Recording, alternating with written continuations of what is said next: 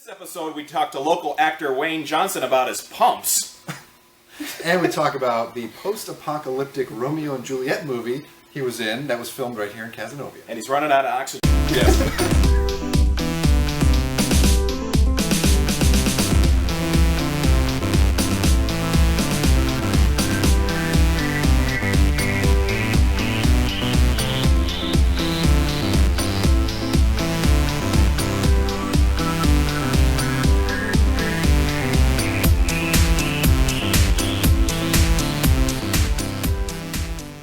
Hey everybody, this is Ben Reilley at Life of Reilley Distilling in Cazenovia, and we are on episode 11 of A Week in the Life.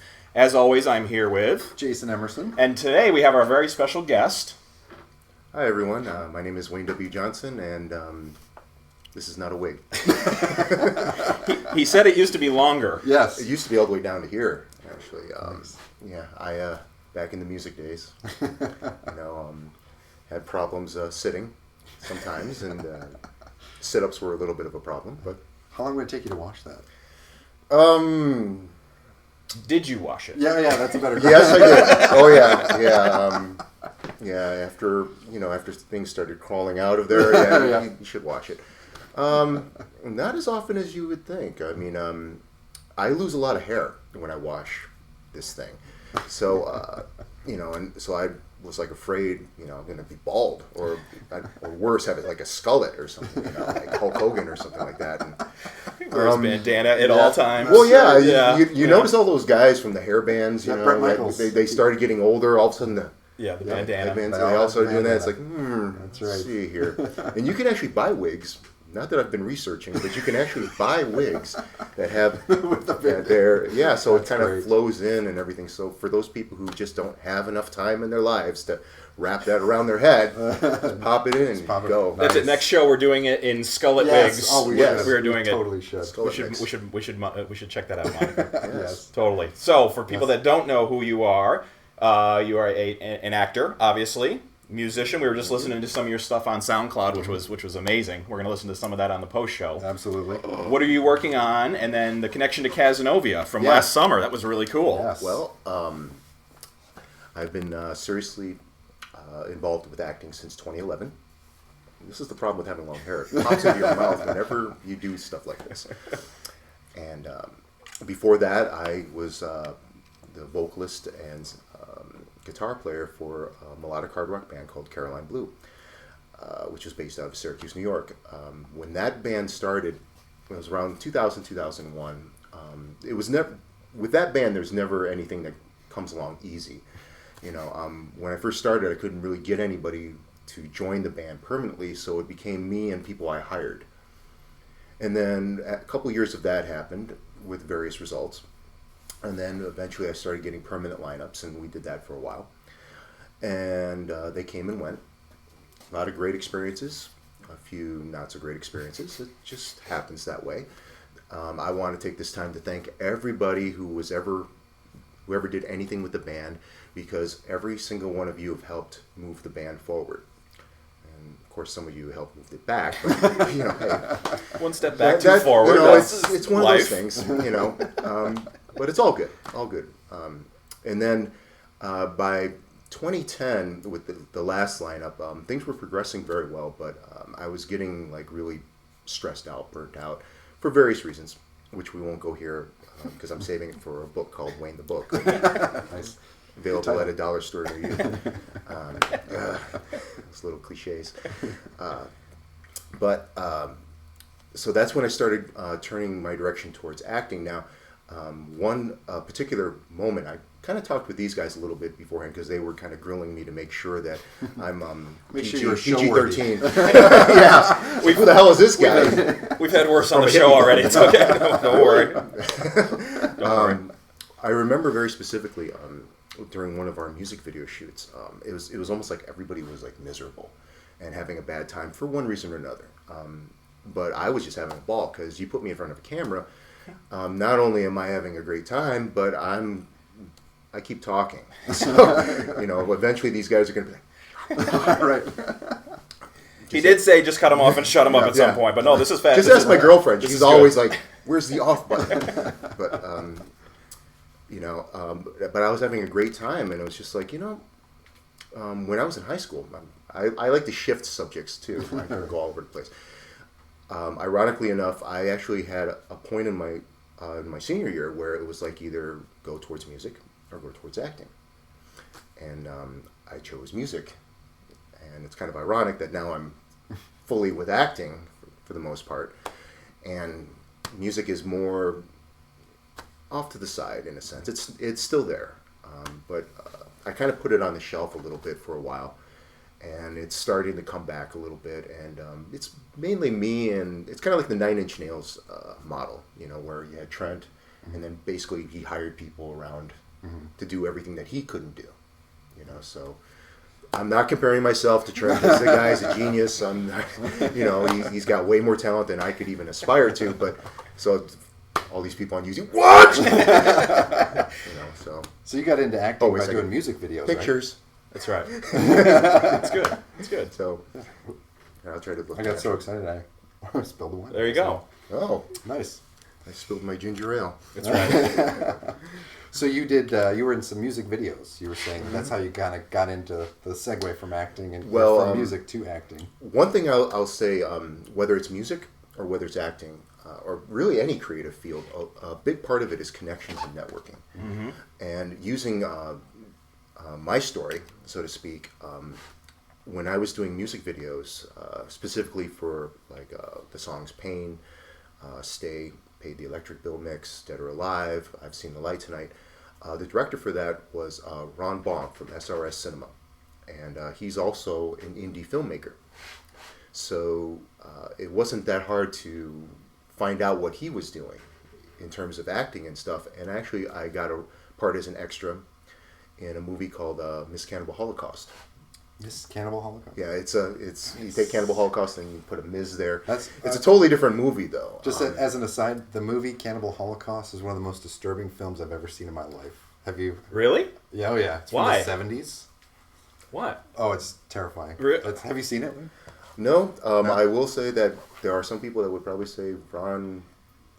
He's very inspired in terms of those type of movies and stuff. Nice. He's very cool he's very cool with the horror movies and stuff. And I was just an extra in that movie, and I got a taste of that. And then from there, there was another guy as an extra. He was a local indie filmmaker. His name is Brian Hewitt. And then I got a larger role in his movie called Rise Up and Fall. And it kind of started building from there. And I just started, when I made the decision to really go after acting, and I actually had some money behind me on top of it, so that always helps. Yeah, because when you're broke, you're not going anywhere. It's amazing how the networking doors open where there's a little cash behind it. Well, usually the cash flies out. It's like, oh, you open this door, oh, there's your cash. Where'd it go? It's just that every door that opens here, there's a couple more doors open, and sometimes you don't see them.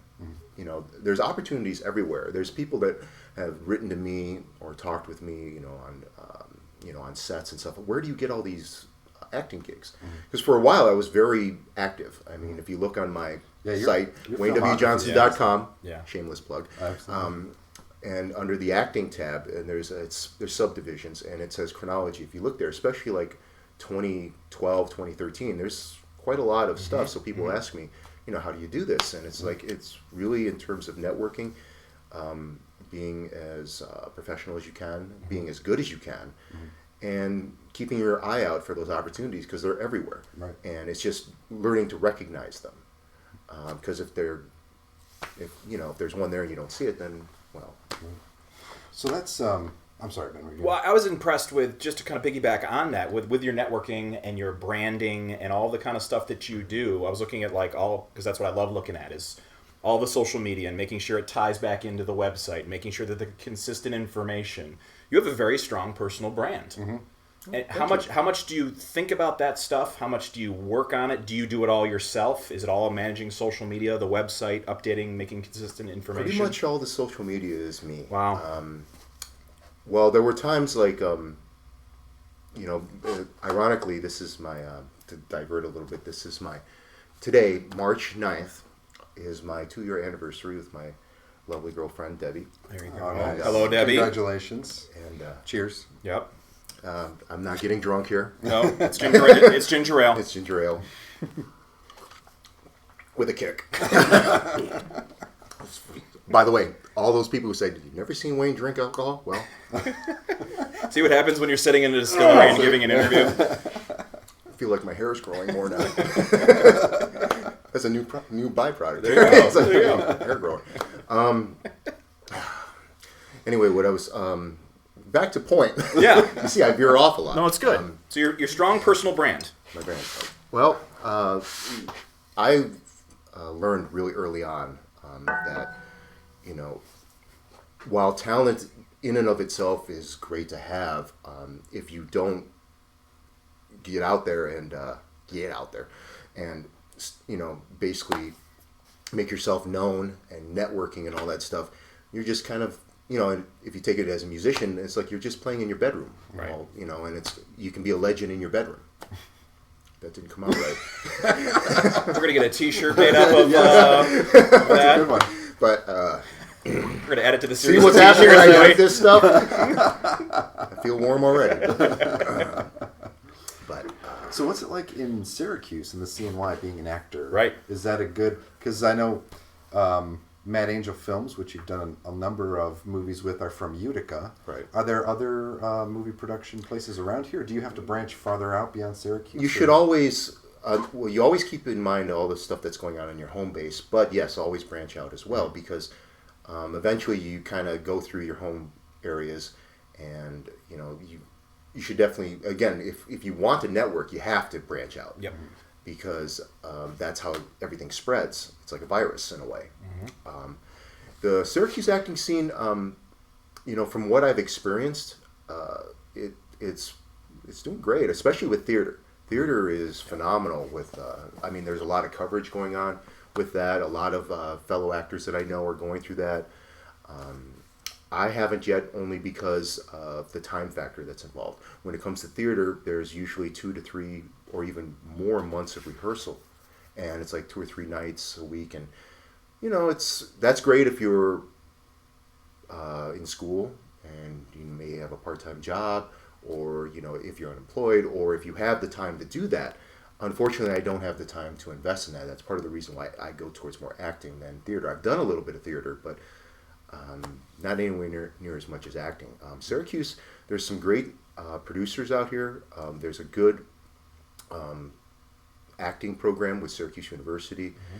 Actually, in about another week, I'm going to be doing, it's not Syracuse, it's Oswego. I'm going to be in a short film from, it's a short film / student film called Riots. See, I'm plugging.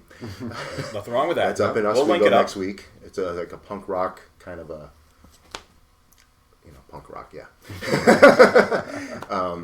A love story in a sense, and you know, but the student, the colleges, you know, where you got Syracuse, Oswego, out in Utica, out in Rochester, mm-hmm. Buffalo. I from what I've seen from going throughout the state, Buffalo and Albany are, especially Buffalo. Buffalo has a real big scene out there. Albany does too. You know, and then there's all sorts of places elsewhere. Utica, there's a lot of people that are known, and then there's other people that aren't so known yet, mm-hmm. for one reason or another. Either they're just starting, or maybe they don't do as much with their social media presence as of yet, because it is time consuming. Mm-hmm. One nice thing about doing the social media stuff, though, is once you get everything set, it's just easier to maintain, right? Instead of redoing and all. Rebuilding all the time. It doesn't mean I'm on everything. I mean, for example, I'm not on Snapchat. Mm-hmm. Want to talk real quick? Oh. Okay, now go. Okay, so we want to talk real quick about Romeo 3000. Mm-hmm. That was filmed. Part of it was filmed here in Kaz, and it is a. I'll let you explain it, but it's kind of a post-apocalyptic take on Romeo and Juliet, right? Yes, we filmed it at Hillcrest Estates. Yes. Beautiful, beautiful place. Beautiful people. I mean, it was a great experience filming there. I wish I lived there. You know, us too. It's just a huge house. Right now, the film is in post-production. It's being edited. Hopefully, we would like to have it released by the end of the year, if not sooner. but it's quite a process because there's a lot involved. There's a lot of films out there that there's a lot of, it's like action, a few things, action, a few things, action. This one it really emphasizes the acting a lot, and we do stray from the Shakespeare formula a little bit here. We took some liberties. The purists out there are going to be like, "What the hell is this?" But especially with the outfits and stuff, because it is post-apocalyptic. How's that for proper pronunciation? With some steampunk flavor thrown in, a little bit of cyberpunk flavor thrown in, and basically what we could do, given our budget, because there's only so much you can do unless you get more money. And while we did raise a lot during our Kickstarter, obviously money goes out real fast when it comes like that. So hopefully we're going to be starting promotion stuff and a trailer before the end of the year, and the movie will be out before the end of the year. And one thing that's planned right now, whether this actually happens, because plans change, there's been talk of 2 different versions of the film. Wow. Because of the size. I've already seen a first edit of this, and it's already really big, really long. So there's talk of a DVD version and then a Blu-ray version. Obviously, the Blu-ray version is going to contain more. It's almost like a director's cut because there's just so much stuff to add in there. The DVD version will probably be the version that'll be seen. Matt from Mad Angel Films, Matt Peters, he usually has like it's like a showing for cast, crew, and the general public in the Utica area. And what will probably be shown at that will be the DVD version. Again, things can change. This is based on the knowledge that I know currently about that. And then after that, when it goes to festivals, DVD, Blu-ray, all that stuff, then that's where you start talking about the Blu-ray version and stuff. And we'll see, because there's quite a lot of stuff in this. Very cool. That's cool. So we'll link up Romeo 3000. Is that the website? It's on Facebook. On Facebook. You just shut it. It just turned off. The perfect interview. That's Right? They'd be like, "Oh, that's perfect." We call that the face for radio edit. This is what